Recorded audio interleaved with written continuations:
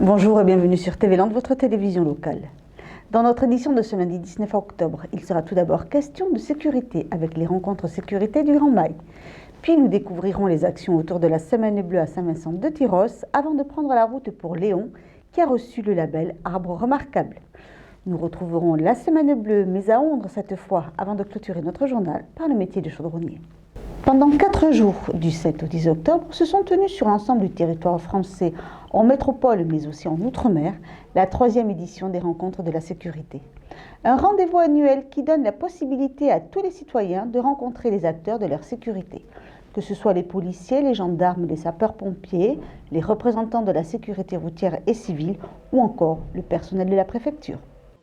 Dans les Landes, ces 3e rencontres de la sécurité se sont achevées à Saint-Paul-les-Dax, sur le parking du Grand Mail, avec une démonstration interservice. Et la gendarmerie.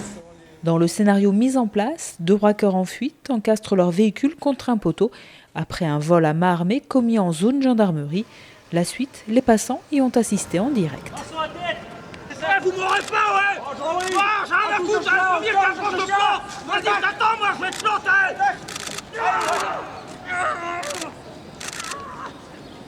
L'exercice était de montrer un petit peu le travail individuel de chacun, mais aussi la complémentarité des forces de sécurité, que ce soit la sécurité des personnes ou la sécurité, des biens à travers l'action de la police et de la gendarmerie.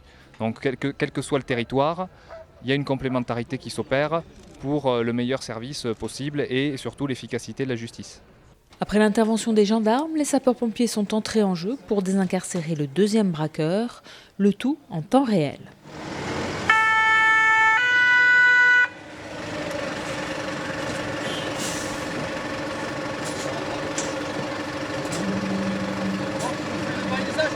Si cette démonstration a été le point d'orgue de ces 4 jours, plusieurs autres manifestations ont eu lieu dans différentes communes des Landes afin de couvrir le territoire le plus largement possible. Cette année, nous l'avons organisée à la fois sur Dax et Mont-de-Marsan, mais également dans des communes comme Tarnos, Parentis, Souston. Donc c'était vraiment un des objectifs, une grande partie du territoire soit couverte par cet événement. Le deuxième point, c'était effectivement d'améliorer la connaissance de la population par rapport donc à ses forces. Et ce qu'on a organisé cette année, qui était assez intéressant, je crois, c'est des portes ouvertes à la gendarmerie de Mont-de-Marsan, au commissariat de Dax et de Mont-de-Marsan également, pour à la fois des collégiens, des lycéens, mais également des jeunes qui sont aujourd'hui pris en charge par la mission locale dans le cadre de la garantie jeune. Après l'évacuation du blessé vers l'hôpital, sous bonne escorte, l'accident ayant eu lieu en zone police, les officiers de police judiciaire et la scientifique entrent en scène pour relever les tracés indices. Ces rencontres permettent donc à chacun de mieux connaître les techniques et comprendre les missions des personnels qui assurent notre sécurité au quotidien. C'est aussi l'occasion de renforcer le lien entre citoyens et forces de sécurité. C'est vrai que notamment depuis les attentats de janvier, il y a une forme de sympathie nouvelle, ou en tout cas renouvelée, qui s'exerce envers les forces de sécurité. Et quand on est sur le terrain, en mission, il y a de plus en plus de personnes qui viennent nous voir pour nous remercier et puis qui sont curieuses de nos modes opératoires et de nos façons de travailler. Et aujourd'hui, on a pu présenter à des petits, à des jeunes, un gilet pare-balles, un casque, un bélier, et les jeunes ont pu essayer ces matériaux. Des rencontres qui ont peut-être fait naître quelques vocations. Depuis 6 ans, Saint-Vincent de Tyrosse et son centre communal d'action sociale organisent la Semaine Bleue, la Semaine nationale des retraités et des personnes âgées. Ces 7 jours s'articulent autour de visites, conférences, cinéma ou encore activités physiques. Elle permet même aux seniors de s'initier aux gestes qui sauvent. Que faire lorsque l'on est témoin d'un accident ou d'un malaise? Quels sont les premiers gestes à avoir? C'est ce que la Croix-Rouge a enseigné au groupe de seniors. Quand on arrive sur un accident, un petit moyen mémotechnique, c'est on fait le pas, on fait le premier pas.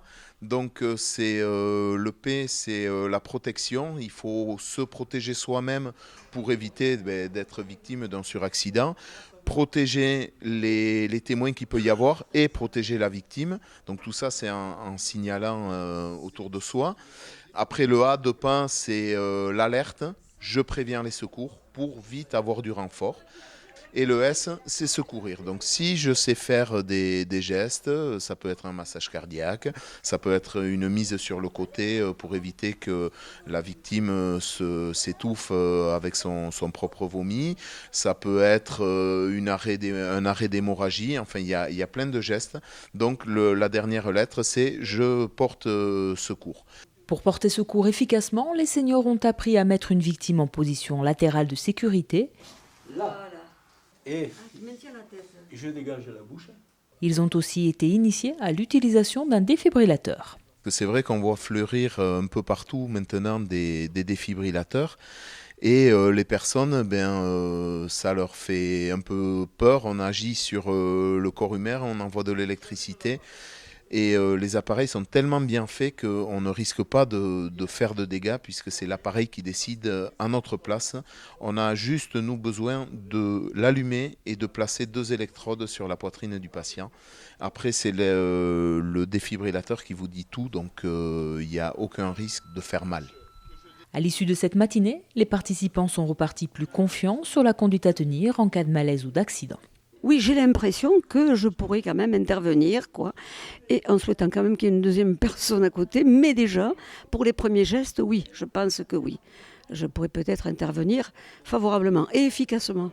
Eh bien, écoutez, en tant que retraité, je pense qu'on est concerné, comme beaucoup de gens, à devoir intervenir auprès des personnes en difficulté. Et c'est vrai que laisser quelqu'un sur le bord de la route sans intervenir, c'est un peu de la lâcheté. Donc, on passe par le premier stade, d'essayer d'apprendre le maximum, quoi faire, comment le faire, et le faire ça en toute sécurité.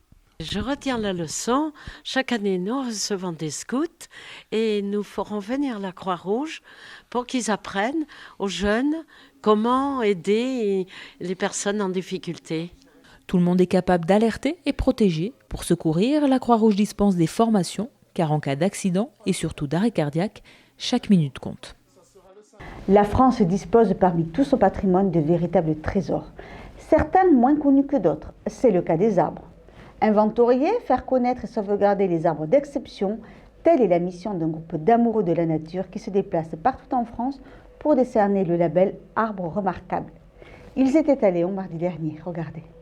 Depuis 20 ans, l'association Arbre se déplace dans toute la France pour labelliser des arbres d'exception, des arbres remarquables. Alors un arbre remarquable, c'est un arbre qui peut être très gros ou très grand, donc les dimensions, l'âge, un arbre très vieux, bien que ceci soit relatif selon l'espèce d'arbre à laquelle on s'adresse, ou bien un arbre qui a des formes extraordinaires, ou bien encore des arbres qui peuvent être liés à une histoire, à l'histoire de France, à des légendes. Moi j'en ajoute un classiquement qui m'est personnel, mais dont j'essaie de convaincre les membres de l'association, et qui marche bien, c'est le coup de cœur, et que tout le monde comprend. Après avoir embarqué direction la nasse du Courant-Duché, il faut emprunter le sentier pour arriver au pied de l'arbre remarquable, un chêne-liège centenaire. Alors là, déjà il est dans un cadre enchanteur, parce que le Courant-Duché que je connais bien est un haut lieu de la nature, haut lieu du tourisme local, de la découverte. Et puis les gens ils font pas toujours attention, mais pratiquement au milieu, il y a un énorme chêne. Et c'est un chêne-liège déjà dans les Landes. Bon, il y a des chênes-lièges, mais c'est pas la dominante, c'est évidemment les pins maritimes. Et celui-là est très gros et probablement très vieux, plusieurs mètres de circonférence, un âge de plusieurs centaines d'années. Donc il a des caractéristiques d'arbre remarquable. En plus, une autre caractéristique, c'est qu'il a été préservé. Alors que sans doute, il y en avait d'autres à côté de lui qui ont disparu. Celui-là a été préservé et en attribuant donc notre label Arbre remarquable de France, on va contribuer à sa protection pour les années à venir. C'est un label qu'on peut qualifier de moral, mais qui marche beaucoup mieux que des classements administratifs qui tombent en désuétude assez rapidement. Et donc là, c'est une reconnaissance qu'il y a à cet endroit-là, dans ce cadre-là, un vieux chêne-liège qui mérite d'être protégé et admiré aussi. Admirable par son âge, sa taille et les espèces qu'il abrite, ce chêne-liège donne un aperçu de ce que pourrait être la forêt landaise non aménagée, dominée d'ordinaire par le pin. L'habitat ici typique des dunes boisées, c'est la pinède à chêne-liège, donc qui veut en équilibre naturel les deux essences dominantes, le pin à la fois avec le chêne-liège. Il est souvent en situation de dominer, donc en sous-étage. Donc effectivement là vous avez un peu un représentant qui est arrivé à accéder à l'étage de dominant, et ça effectivement ça illustre ce que pourrait être la forêt non aménagée, quoi. Avec ses 400 ans d'existence, cet ancêtre a dû voir bien des histoires se dérouler sous son feuillage. C'est vrai que 400 ans, c'est des histoires, surtout sur le bord de ce chemin, ce lignote de sable qui conduit directement de Léon jusqu'à la mer. Ça couronne quand même tout le travail qui a été fait ici par à la fois la réserve naturelle du Courant-Duché, à la fois par les 3 communes qui en forment le CIVU, Léon, Moliède, Vielle-Saint-Giron, et puis aussi par tous les amoureux du Courant-Duché, que ce soit les bateliers, que ce soit les Léonais même qui passent, qui connaissent, qui regardent et surtout qui soit entretiennent, mais de toute façon qui prennent très soin de la nature qui existe ici. Je ne sais pas s'il y a des gens qui ont planté ce chêne ou s'il s'est semé tout seul, mais il y a 400 ans, personne n'imaginait l'état de la planète maintenant. Et pourtant, c'est un arbre qui est là pour nous rappeler que tout peut se développer à condition d'être préservé. Et c'est ce qu'il faut qu'on fasse maintenant pour notre planète. Alors je commence et vous continuez.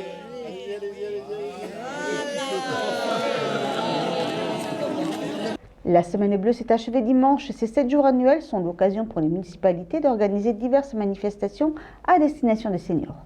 Le lien intergénérationnel est très souvent au cœur de cette Semaine bleue, comme à Ondres, avec une après-midi multi-activités.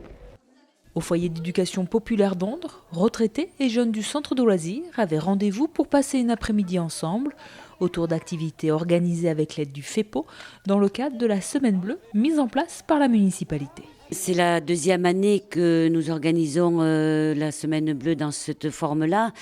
Et nous avons tenu justement à l'organiser dans le cadre de la solidarité, des rencontres intergénérationnelles pour essayer un peu de dynamiser le territoire et puis de répondre dans le cadre national de la Semaine bleue. Il y a la partie uniquement seniors.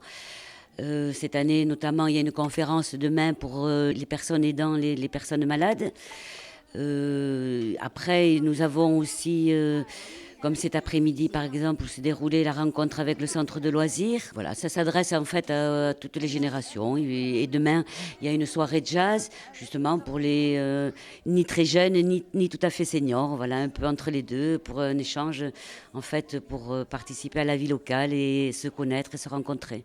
Créer du lien, échanger, partager, tels étaient les buts de cet après-midi intergénérationnel où les seniors ont pu transmettre leur savoir aux plus jeunes. Nous avons reçu 9 enfants et nous leur avons fait faire un petit bouquet composé. Ils ont coupé des tiges de fleurs, les ont plantées dans de la mousse humide et ils ont fait une petite coupe de fleurs avec des feuilles, des roses, un gerbera et un certain nombre de fleurs diverses. Voilà, et ils étaient très contents. Côté couture aussi, toutes les petites mains à l'ouvrage étaient enthousiastes.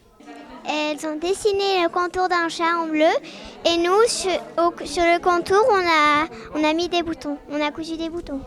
Ça se passe très bien, on leur apprend déjà à coudre des boutons, chose qu'elles ne savaient pas faire. Comme ça, elles vont remplacer leur maman chez elles, quand elles perdront un bouton, elles seront capables de d'en remettre un autre, voilà.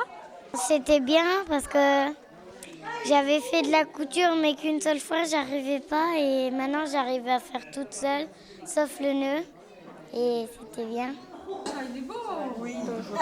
C'est toujours un plaisir immense de les accueillir parce qu'ils sont trop mignons. Nous avons trop de distance. Nous ne nous rappelons pas toujours les mimiques qu'ils font. Alors c'est un plaisir pour nos grands-mères, voilà, de les accueillir et de leur faire des petits gâteaux. Des gâteaux qui ont été servis au goûter en guise de conclusion gourmande à cette belle journée. De la fabrique du chaudron à l'élaboration de pièces d'avion, le métier de chaudronnier a bien évolué dans le temps, comme nous l'explique Julien dans ce spot de notre série Beau Travail. Image. Julien a 31 ans, il aime rénover les vieilles maisons, la randonnée et son métier. Julien est chaudronnier. Ma mission, c'est de fabriquer des pièces à partir de tôle. J'ai un plan à suivre et je redresse ces pièces avec des moyens très manuels. Ensuite, ces pièces seront montées sur avion. Alors c'est de la tôle entre 0,6 et 4 mm d'épaisseur. C'est donc un travail très minutieux. Julien est donc habile et précis, il sait lire et interpréter des plans et il aime le travail en équipe. Les gens ne savent pas toujours ce que c'est un chaudronnier. Et non, je ne fabrique pas de chaudron, même si le nom vient de là. Bah moi je vais voir qui alors pour mon chaudron. Et si vous insistez, je vais pouvoir vous fabriquer un chaudron puisque la technique c'est la même. C'est justement ce qui me plaît dans ce métier, c'est que c'est très pointu et complètement artisanal. Julien a passé son BEP en alternance. Tous secteurs confondus, on recherche 13 000 opérateurs qualifiés par an pour en moyenne 1 800 € par mois. Et des offres sont disponibles sur beautravail.org. Oui bonjour, je cherche quelqu'un qui fabrique des chaudrons. C'était Beau Travail avec le MEDEF. Voilà, cette édition est maintenant terminée. Je vous remercie de nous avoir suivis. Je vous souhaite en attendant de vous retrouver mercredi pour un nouveau journal de TV Land, votre télévision locale, de passer une très bonne journée.